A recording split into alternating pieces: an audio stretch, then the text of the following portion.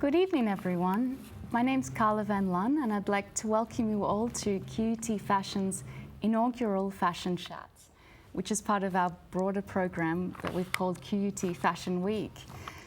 Thank you to all of our live studio audience who have joined us here tonight, and to all of you out there in the Kelvin Grove Parade Ground who are watching this evening, and also to our online audience, wherever you may be in the world, because this has been live streamed on the Creative Clusters blog.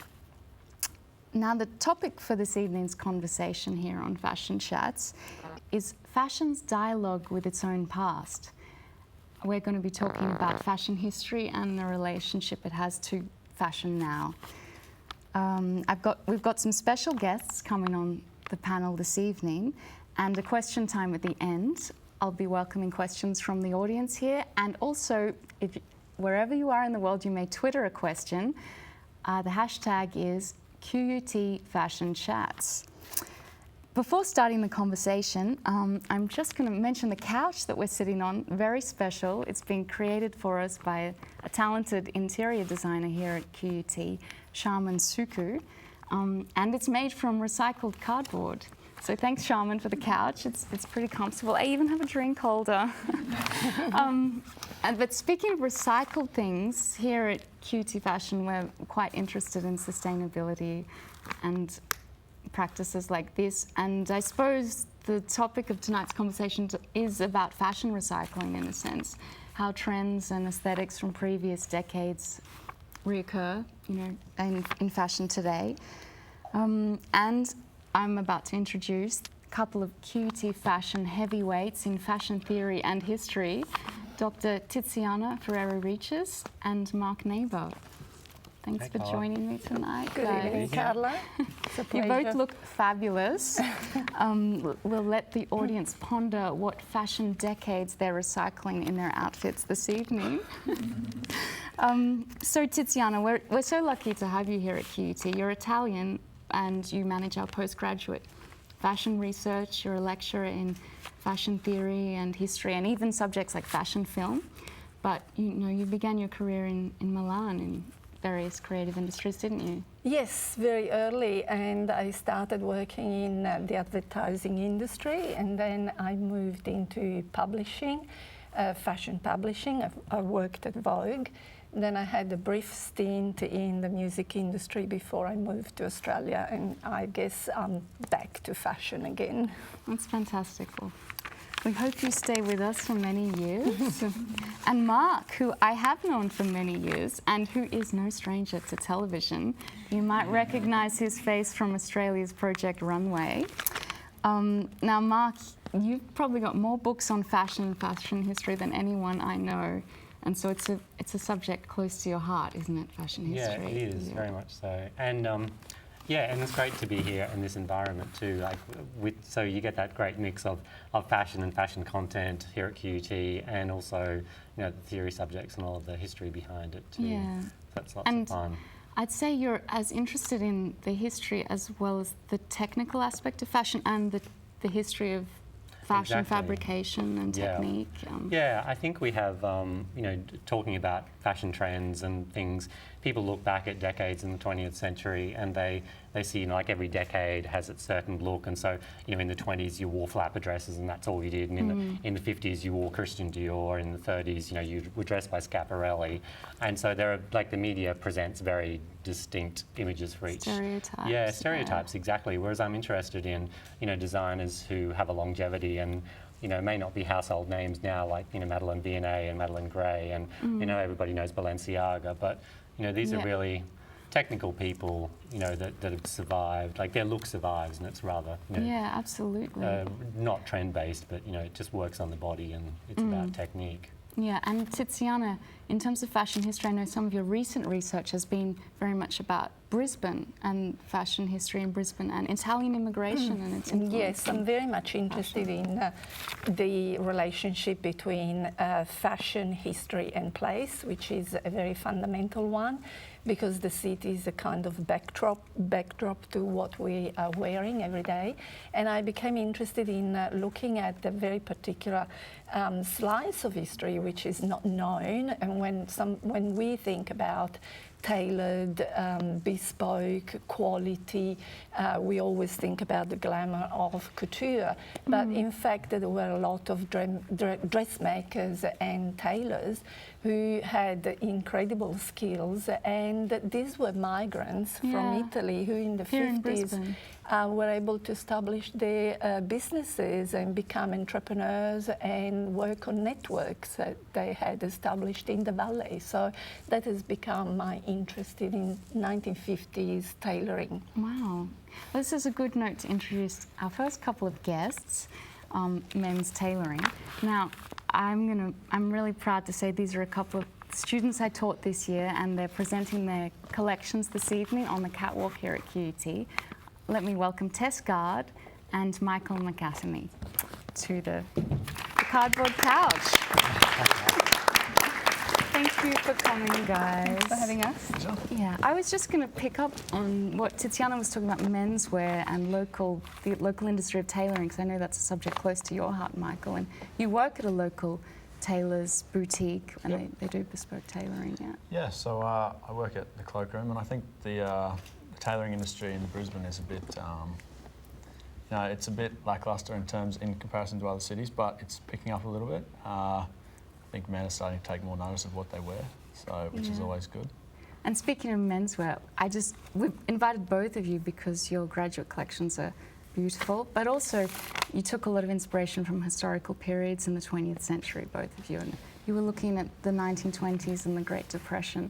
So my collection is based around 1920s leading into the Great Depression. A lot of tailoring back then was for menswear, and men were very conscious of what they wore and then sort of everyone went broke when the economy fell to pieces. But I've looked at that and the decomposition of material and all that sort of thing. And you've worked very hard to create this artisanal decomposition in your clothing. I've tried to put a few effects into my clothing in terms of wearing it out and that sort of stuff. So it's very beautiful.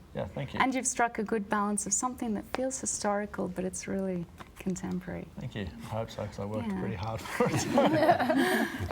And Tess, likewise, it feels like what you want to wear now, but you began your inspiration looking at the Bauhaus in the 1920s, didn't you? Yeah, so my research started with more industrial design and architecture, and I was drawn towards 1920s, 1930s Germany. Yeah. And then I got a bit obsessed with the Bauhaus School, which was a school for design and art in Germany in the 1920s, and that influenced a lot of my shapes and my silhouettes, as well as my weaving. I did a lot of hand weaving. And it's quite a graphic collection. It's not printed, but you're weaving, like the colours and the...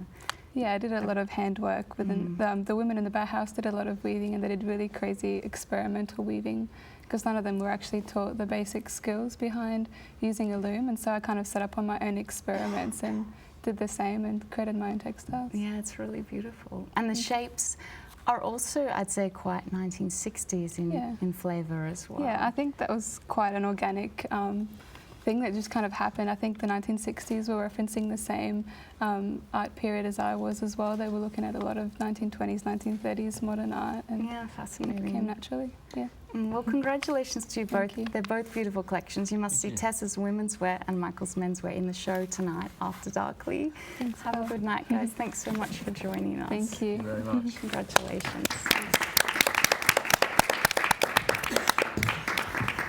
All right, well, we're going to continue our conversation on fashion's dialogue with its own past.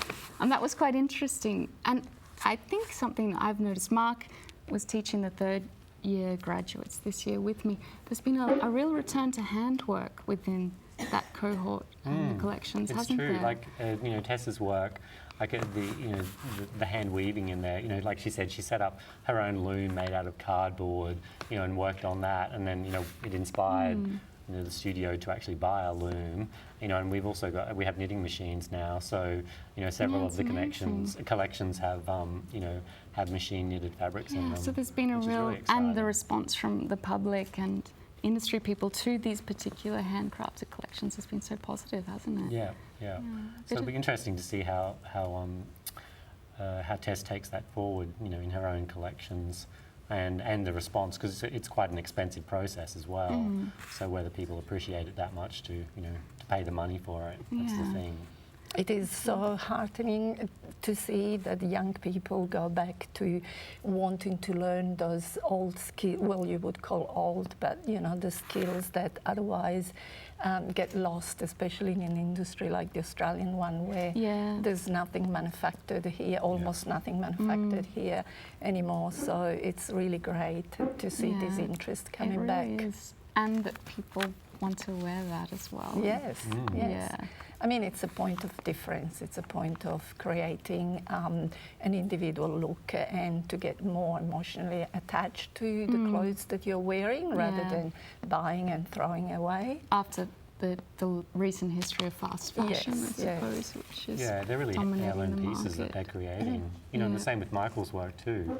That bespoke tailoring. I mean, their connection with that, and his as Tiziana was saying. distressed finishings. Those who watch the show will see them. Now I'm going to have to wrap this up because we're about to welcome our next guests. And just a reminder, if anyone wants to Twitter a question, the hashtag is QUT Fashion Chats. You might want to ask the experts or any of our guests tonight. So it's my great pleasure to introduce our next guests who have flown all the way from Sydney to be with us here this evening in Brisbane. They're some of the most creative designers working in Australia today. They stage the most theatrical and whimsical fashion shows. Their work is internationally renowned, and it's a great honour to have them here. Please welcome Anna Plunkett and Luke Sales.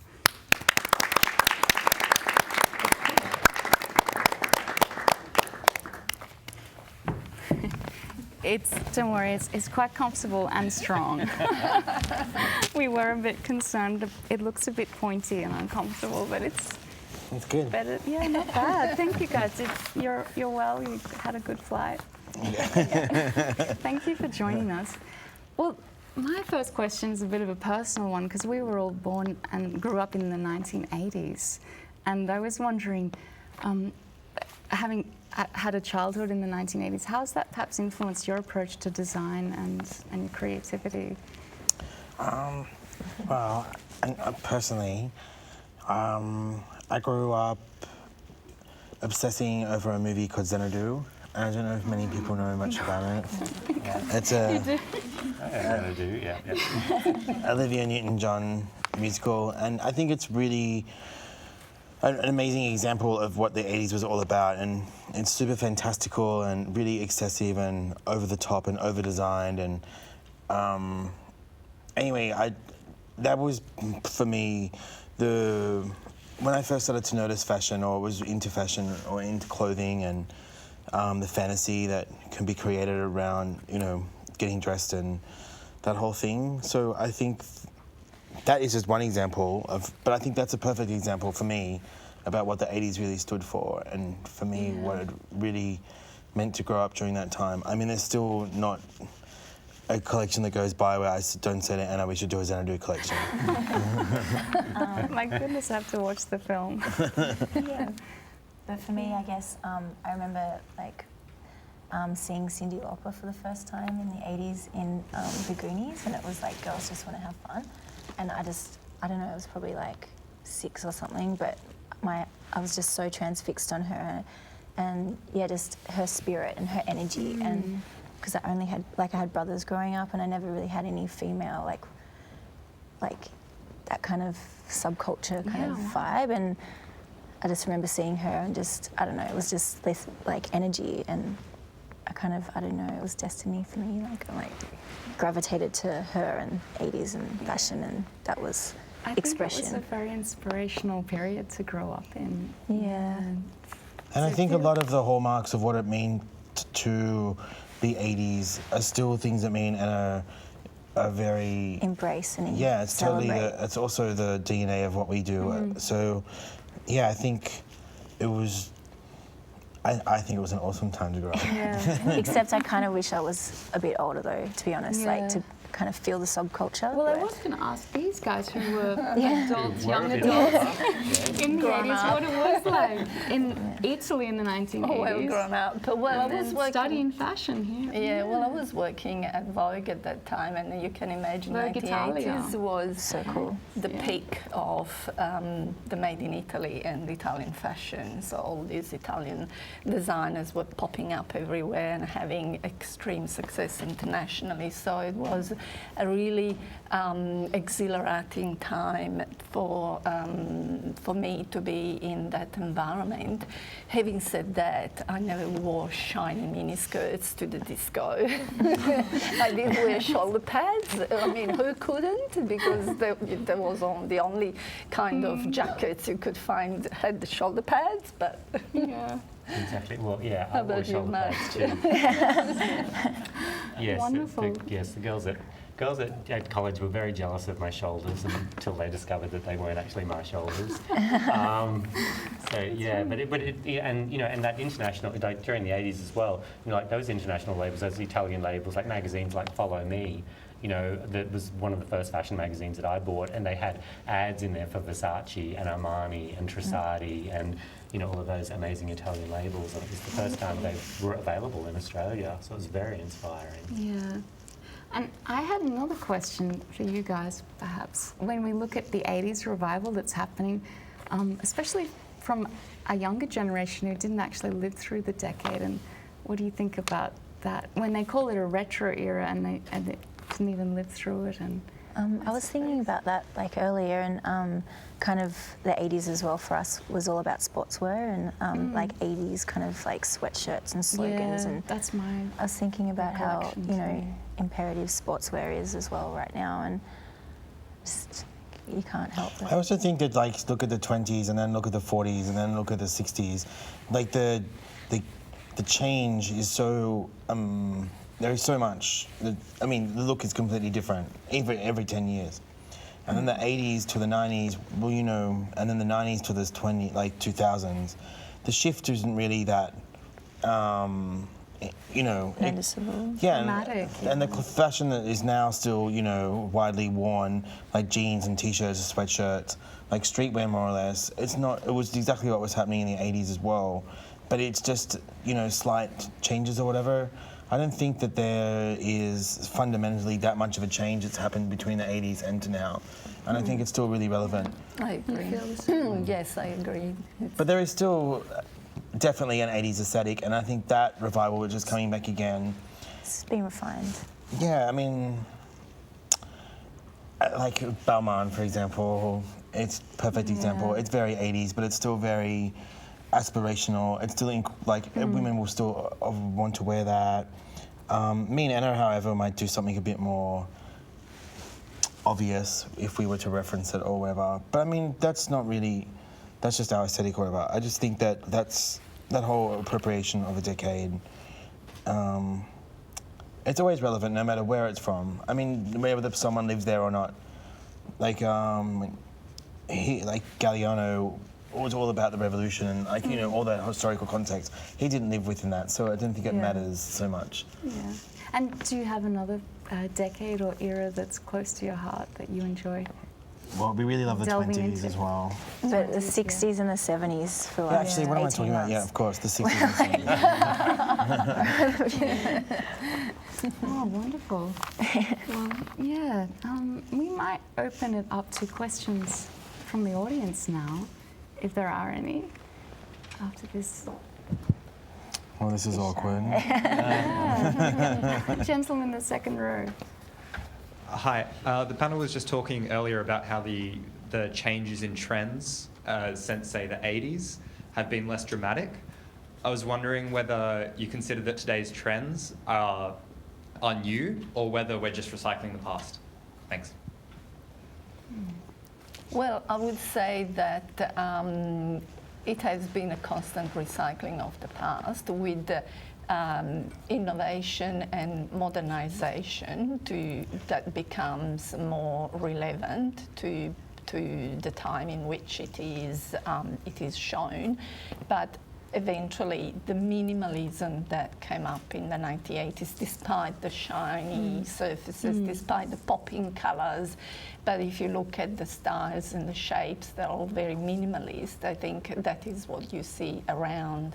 And then there are so many styles that are going on at the same time that you can't really say there is one trend that is winning over all the other trends, because now people really wear different things, changing from day to day. And so you can be in one era one day and another era another day, or you can mix them up and make up your own style. But eventually the basic shapes really, I feel they haven't changed. So you'd say there's nothing new in fashion? Well, you know, we're going back also to the round skirt of the 1950s, and that was 1950s, and you can have a few seasons with that, and then there will be something else. It is this constant look for the old that looks like new that is at the basis of fashion. I think a big part of it too is that, you know, because there are so many fashion cycles now and people want new stuff all the time, that it's just going to happen that people will pillage the past. You know, when I did my master's, one of the things was that, you know, everything that's in women's wear, everything that's in men's wear has been taken at some stage and used in women's wear because, you know, like they just need to keep pumping out more and more fashion, and so they just, you know, take from everything, you know, everywhere to be inspired. So that's why everything's happening all at the same time. And together. Yeah, exactly. And it all interlaces and crosses over constantly. And sorry, I'll ask a question of you guys. How do you begin your collections? Is it a common inspiration between the both of you?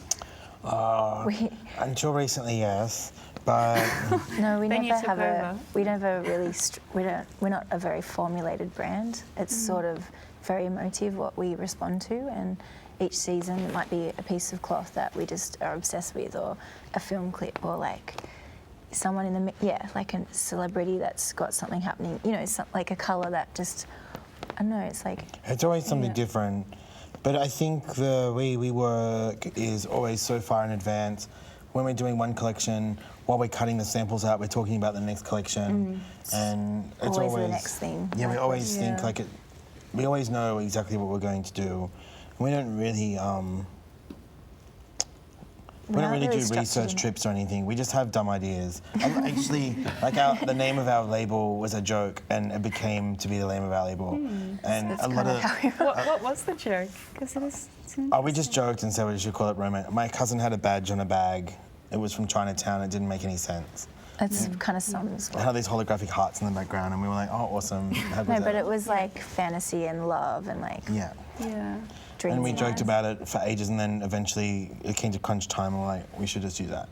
But a lot of the things that we do, the way we start our collections is jokes or just dumb ideas we have, but we actually end up going along with them. So that's the... That's great. Even though we say it's a joke, but we don't take what we do as a joke at all. We've just got some Twitter questions actually that are coming in. So sorry to cut you short. Thank you. Oh my goodness, Wow. 3 questions. Oh wow. This is from Claudia Bergs. She's local here in Brisbane. Does Kanye West have what it takes as a fashion designer? Oh, interesting question, Claudia. Controversial. Yes, well, you seem to have some topical. strong feelings. Well, I think he does, because all it takes is to have lots of money. Basically. Good one. Now, question 2 from Kim Douglas, also in Brisbane. What does power dressing look like in 2013? Very interesting. Okay, power dressing Yeah. for men, for Wow. women. What does power dressing Power for dressing men? for men is a suit, you know. It's a suit. It's a suit, and yeah, maybe, you know, according to Michael, maybe one from the cloakroom that's, you know, made to measure. What Yeah, do you it's the guys suit. think about power dressing? I think it depends on the type of person who you are. I personally wouldn't feel powerful in a suit that was made to measure. I think it's an attitude. I think you could wear, if you were like butt naked, you could still like get in there and sell something if you were like that. Like power dressing is about being powerful, like whatever you're in, you know what I mean? Like it's not, it's an Yeah, I attitude. I agree. think like fashion is an And attitude. for me, well, I think you'd relate. For me, colour is a very powerful thing Yeah. too. Like if you're just really it's- feeling colourful, I radiate. I feel more powerful. I don't know. Not sure. Definitely. It's perhaps that means it's a personal thing, Kim Douglas. Yes, All right. Tailored could be power dressing, you know. Yeah. Well, I think what it meant, you know, with a suit, you know, it does come. Then the idea of made to measure is that you are comfortable. It's made for your body. You know, like you choose the fabrics. You know, it's all. It is actually an emotional experience. It can be, and I think that is where the confidence comes in. It's when you feel confident Yeah. in your Yeah. clothes. It's how But that's what I meant also. I wouldn't feel comfortable in that. And we have a third question from James Dillon, also in Brisbane. Does Brisbane have its own style? Maybe I'll ask these guys as outsiders. Oh, I don't know. I don't live here. Yeah, we're not here that often, so Yeah. kind of. It doesn't look markedly different. No, I think it's a little bit of a myth, the fact that, you know, the main cities have their own styles, and I would talk about more urban style rather than, you know, the beach style or the country style. Brisbane is one of the most along of one of the most populated coasts in the world, you know, all Australian cities. And yes, it's more relaxed, and obviously the temperature, the climate has its own importance. So you wear lightweight clothes rather than heavy wools or But heavy speaking coats. of the beach and heavy wools and Italian immigration, I've heard stories of my Italian grandfather going to the beach in a suit when he first arrived in Brisbane. Yes, Hadn't had a yes, very they- good sense of place yet. Yes, no, Italians are always overdressed, but they were lightweight wool suits. I think it's like a bit more of a cultural, like it's growing its cultural diversity from what I've noticed in the last 5 years, and I think it's kind of becoming in line with maybe Melbourne dressing, if that's a generalisation, Yeah. but maybe with colour. And I think what you're wearing tonight is a really good example. Well, think about Yeah. also the fact that mainly people in Australia get dressed buying from the big chains, which Yeah. are national. And Yeah. therefore you buy the same Quite things in homogeneous. Melbourne, or more or less, to what you buy in Brisbane in winter, apart from a coat maybe, Yeah. but you've got, you know, the same shirts, pants, and so it's quite homogeneous also in that sense. Okay, we actually have to wrap it up here because we have a show to go to tonight, the After Darkly QUT Graduate Parade, and it's a good one. I'll thank you all for coming this evening and for your contributions. That was fabulous. Thank you, Mark and Tiziana, for joining me on pleasure. Thank you. the panel. Fun to be here. Very fun. And it's a huge thank you to you guys for coming so far to be with us tonight. I know that everyone is absolutely thrilled to have you. The models, the designers, they're just beside themselves. Oh, that's So really we hope you enjoy the show too. Well, I don't really know what I'm talking about, so Nor do we. I hope that was. But look, this was a fun experiment, and thank you all for coming. Thanks all for watching, and good evening.